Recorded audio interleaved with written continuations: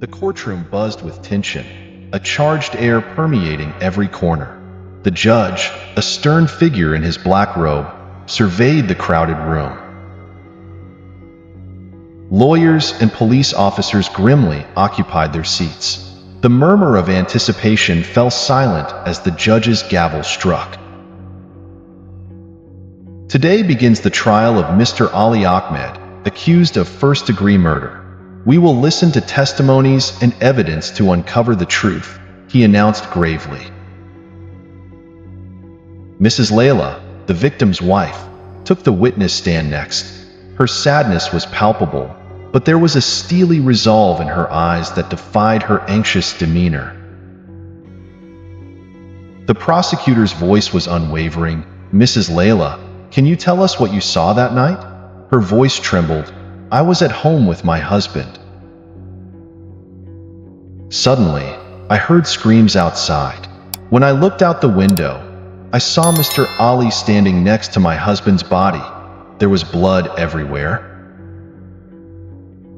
The defense attorney, calm and methodical, rose and approached. Holding a thick file, he questioned, Mrs. Layla, were you close enough to clearly see who was in the street? And were you certain Mr. Ali was holding the weapon? Mrs. Layla hesitated. No, I couldn't see the weapon clearly, but I saw him standing next to my husband's body. A new figure entered the courtroom, a young man, nervous and fidgeting.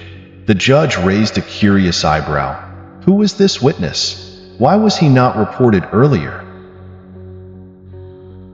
The young man's voice was shaky but firm. I was on the street that night. I saw everything. Speak.